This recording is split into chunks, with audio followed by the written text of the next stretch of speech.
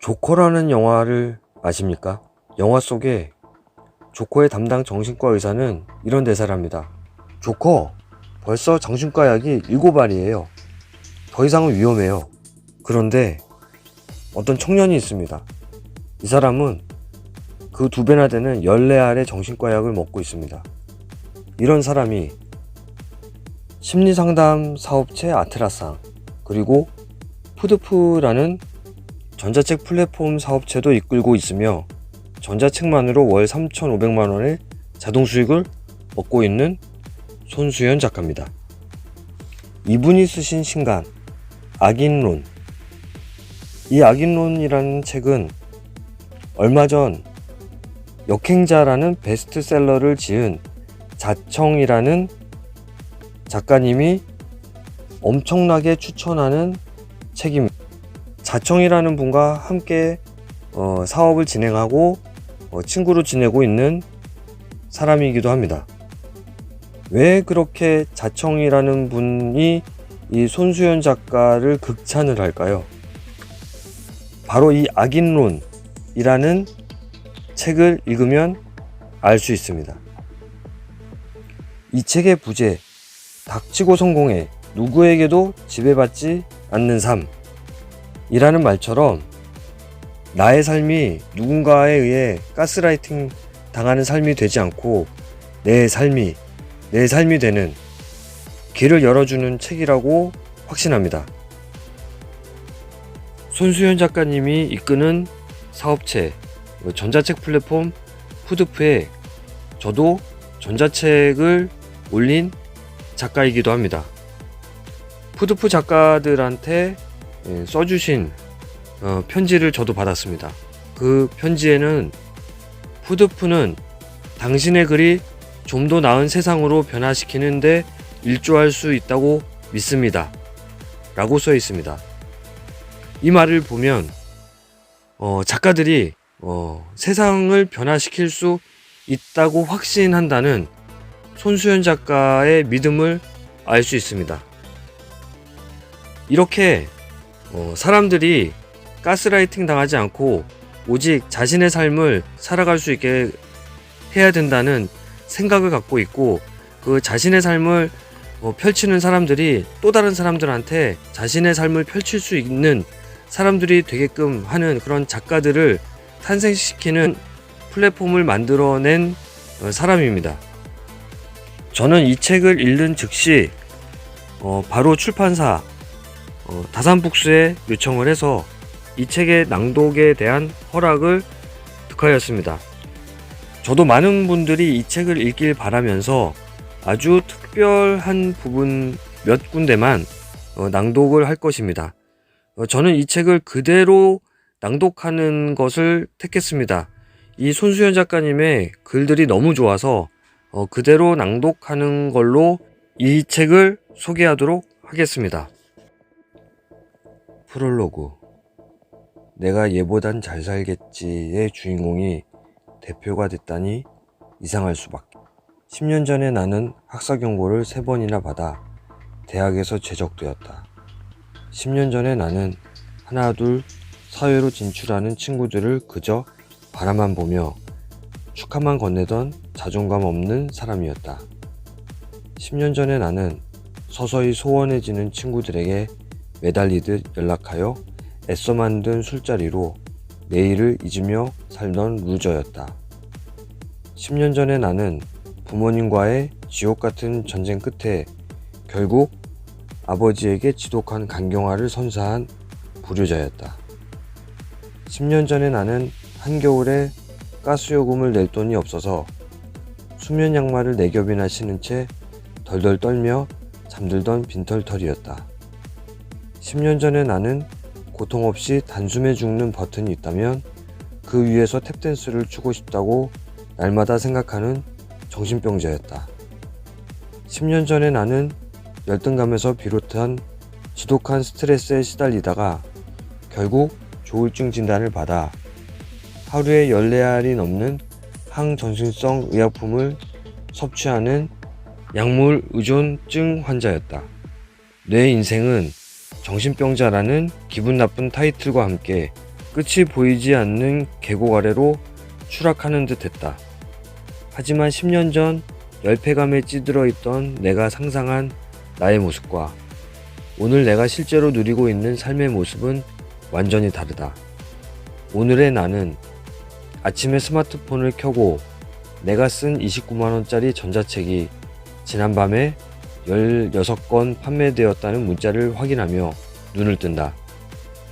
오늘의 나는 법인기업 대표로서 똑똑하고 매력적인 직원들에게 밝은 인사를 받으며 일과를 시작한다. 오늘의 나는 일주일에 하루만 출근하는데도 통장에는 매달 3,500만원이 자는 동안에도 입금된다. 오늘의 나는 비즈니스석을 타고 여행을 다니며 공항 프리미엄 전용 라운지에서 책을 쓴다. 오늘의 나는 그 어떠한 사소한 인연조차 없었던 동창들에게 사업과 성공을 주제로 유료 강의를 해줄 수 있겠냐는 연락을 하루 걸러 받는다. 오늘의 나는 아버지에게 중형 벤츠를 선물하며 과거 내가 저질렀던 불효 때문에 발병한 아버지의 간경화를 단숨에 치료했다. 오늘의 나는 문득 차가 없어 출퇴근하기가 불편하다는 생각이 들어 다음날 별다른 고민 없이 포르쉐를 계약했다. 잠시 혼자만의 생각에 잠긴 나를 누군가가 불렀다. 대표님, 직원들 다 모였습니다. 도산대로 한복판에 위치한 회사 사무실에 자동문이 열렸다. 처음 보는 직원이 나를 강연장으로 안내했다. 모르는 사이에 또 새로운 직원이 들어온 것 같다. 내가 입사할 때만 해도 직원이 4명이 불과했던 회사가 급속도로 성장하면서 이제 모든 직원들의 얼굴을 외우기가 어려워졌다. 29만원짜리 초고가 PDF 전자책이 대성공을 거두면서 사내에서의 내 입지는 크게 달라졌다. 그 결과 가장 빠르게 경제적 자유를 얻는 법을 주제로 직원들 앞에서 강연을 하게 되었고, 지금 내 앞에는 며칠 전에 입사한 인턴까지 수많은 직원들이 노트북을 켠 채 옹기종기 모여 앉아 있다. 죽음이 눈앞에 닥치면 지난 날들이 주마등처럼 지나간다고들 하던가, 단상 위로 올라가는 고작 몇 발자국 동안 지난 10년의 삶이 파노라마처럼 머릿속에 펼쳐졌다. 이제야 당당히 마주볼 수 있게 된 오랜 절친들은 내게 종종 인생이 묘하게 잘 풀렸다 라고 이야기한다. 맞는 말이다. 어떻게 이런 기적 같은 일들이 내게 벌어졌을까? 오래전부터 궁금했다. 왜 어떤 사람은 그 누구보다 열심히 노력하며 사는데 그럭저럭 평범한 삶을 살다 죽고, 왜 어떤 사람은 같은 노력을 하지만 그 누구보다 특별한 상위 1%의 삶을 누리게 되는 걸까? 나는 지금까지 7,000명이 넘는 사람들을 상담했다. 그들 중에서 변호사, 의사 같은 전문직은 물론이고 일용직 근로자, 아르바이트생, 백수 등 다양한 삶을 살고 있는 사람들이 포함되어 있었다. 그러나 그들의 다채로운 삶의 양상은 딱 2가지로 분류가 되었다. 하나, 악인의 삶을 사는 그룹. 둘, 악인이 아닌 삶을 사는 그룹. 나는 상담자로서 그들의 삶을 간접적으로 들여다보며 무엇이 악인과 악인이 아닌 삶을 가르는지 그 차이점을 더욱 입체적으로 확인했고, 내가 직접 경험한 것과 깨달은 것에 더해서 인생을 주인으로 사는 법에 관해 악인론이라는 한 권의 책으로 정리해야 되겠다고 마음을 먹었다. 그것이 바로 이 책을 쓰게 된 계기다. 책을 좀 읽어본 독자라면 벌써 피로감을 느끼고 있을지도 모르겠다. 참 재수없는 도입부라고 생각했는가? 그래도 어쩔 수 없다. 나는 당신이 나의 이런 꼴도 보기 싫은 뻔뻔한 자랑으로 자극받기를 바란다. 이 책을 읽을 모든 사람이 나처럼 솔직한 악인이 되기를 바란다. 입으로는 인생의 목표는 돈이 아니라고 외치면서도 눈으로는 지나가는 외제차를 흘깃거리며 스스로에게 거짓말을 하는 인생 따윈 이제 집어쳐라. 돈을 원한다. 인기를 원한다. 권력을 원한다. 이렇게 솔직해져라. 착한 사람 코스프레 따윈 집어치고 자신의 뻔뻔스러운 욕망을 인정하는 것이 악인의 시작이다.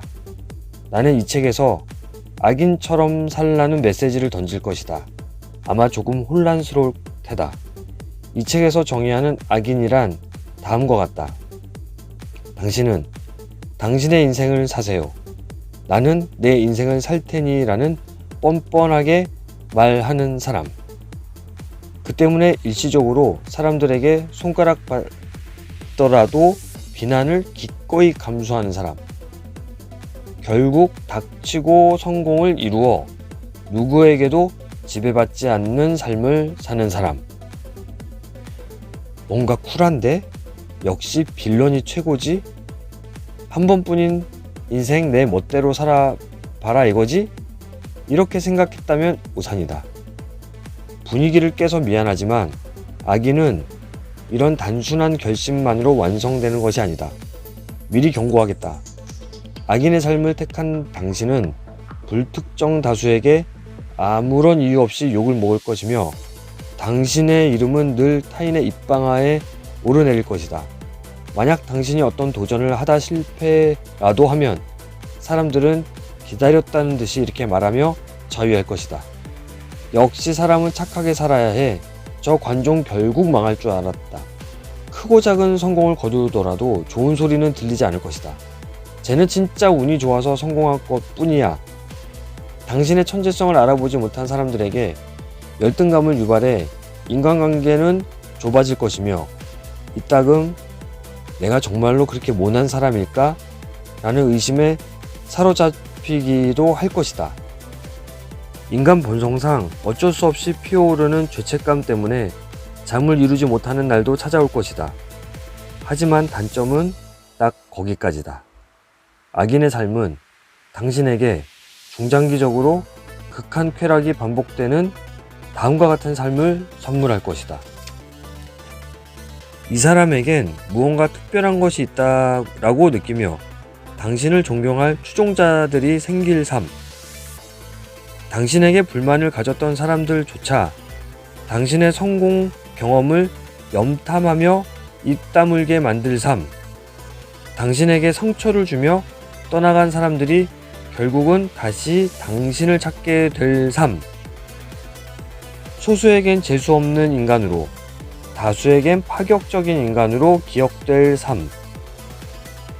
나는 이 책에서 악인의 삶의 태도와 악인이 문제를 해결하는 방법을 매우 구체적으로 다룰 것이다.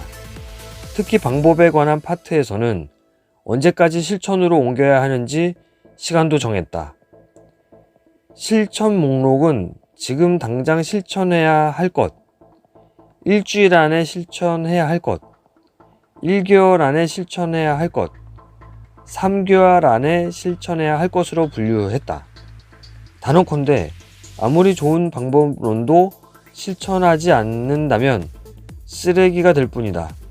시간 제한이 있어야 행동하게 된다. 이 점을 잊지 말고 책장을 넘기기 바란다. 당신은 지금 어떤 삶을 살고 있는가? 그리고 어떤 삶을 살고 싶은가? 이 책을 읽고 나에게 어떤 평가를 하든 나는 상관하지 않는다. 나는 이미 악인으로서 세상의 비평과 비난에 너무 익숙해져 있고 그 어떤 스트레스도 받지 않는다. 악인은 세상 그 누구에게도 평가받지 않기 때문이다. 만약 당신이 정의로운 삶이나 윤리적인 삶, 이런 것들을 추구하는 사람이라면 이 책은 불쏘시개만도 못할 것이다. 하지만 시간이 지나 당신이 한 번이라도 이 책을 집어들고 내가 솔직하게 고백한 지난 과거를 편견 없이 대면해 준다면 나는 그것으로 만족할 것이다. 그리고 시간이 좀 걸리더라도 이 책이 당신의 삶을 둘러싸고 있는 좁은 세계를 끝장내고 그 안에 새로운 싹을 돋게 한다면 나는 더 이상 바랄 것이 없을 것이다. 나는 지금도 하루를 마감할 때 반드시 그날 분노한 것을 적는다. 단 이때 분노의 저격 대상은 반드시 나 자신이어야 한다. 만약 타인에게 분노를 느꼈다면 왜 나는 저 사람이 성취한 것을 성취하지 못했지? 왜 나는 저 사람만큼 독하게 살지 않았지? 같은 문제의식을 적어야 한다. 질투와 시기에서 비롯한 타인에 대한 분노나 적개심만 적는다면 열등감 덩어리로 인생을 마감할 것이다. 며칠을 쓰다 보면 놀라운 경험을 하게 된다. 마치 게임에서 이 세계에서의 내 등수가 머리 위에 둥둥 떠다니는 기분을 느끼게 된다. 그때 나는 주변 10km 안에서 꼴찌였다. 당연한 결과였다. 등수를 확인하고 나면 끝없이 갈망하고 분노하고 노력하게 된다. 하루에 책 한 글자라도 더 보게 되고 강의 1분이라도 더 듣게 된다. 분노의 약발이 떨어지면 다시 세상으로 나아가 자신보다 뛰어난 사람들을 보고 분노의 게이지를 가득 채워서 돌아왔다. 그리고 그때 느낀 것을 반드시 기록했다. 그렇게 분노일기를 쓰고 3개월이 지나자 내 속에 잠재하던 악인의 페르소나가 해방되는 기분을 느꼈다. 그는 내 머릿속에서 전권을 잡았다. 그러고는 쓸데없는 인간관계, 매사 적당히 만족하는 게으른 태도, 좋은 게 좋은 것이라며 문제를 회피하는 비겁한 습관 등 삶을 조용히 갉아먹는 바이러스들을 하나하나 깨부수기 시작했다. 다른 건 다 필요 없고 오직 성공이라는 목표가 서자 내 인생에 인간적이다라는 표현으로 포장된 불필요한 감정들이 너무나 많이 개입되어 있음을 깨달았다. 죄책감, 동정심, 자기위안, 위선, 이것들 역시 차례대로 찢어 없애버렸다. 감사일기의 효용성을 완전히 부정하려는 것은 아니다. 사람에 따라 긍정적인 에너지로 인생을 바꾸는 도구로 활용할 수도 있다고 생각한다. 지금 되돌아보면 그때의 나는 감사일기라는 개념을 제대로 이해하지 못했다. 언제나 최선을 다해 노력하다가 가끔 힘이 들 때 에너지를 얻고 자신감을 찾는 도구가 아니라 노력하지 않아도 되는 이유만 기록하는 도구로 감사일기를 이용했기 때문이다. 나는 감사일기라는 도구가 전혀 어울리지 않는 사람이었다. 스스로 판단하기에 자신이 감사일기를 그저 합리화하는 도구로만 활용하고 있다면 지금 당장 기록하기를 멈춰라.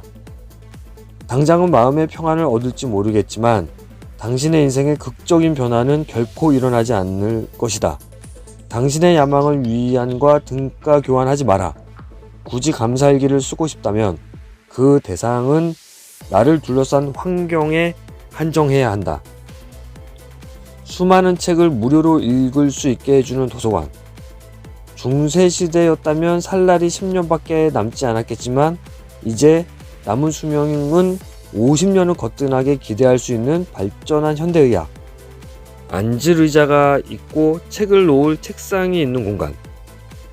추울 때 보일러를 틀어 방을 데울 수 있고 더울 때 에어컨 바람을 쐴 수 있게 해주는 현대기술.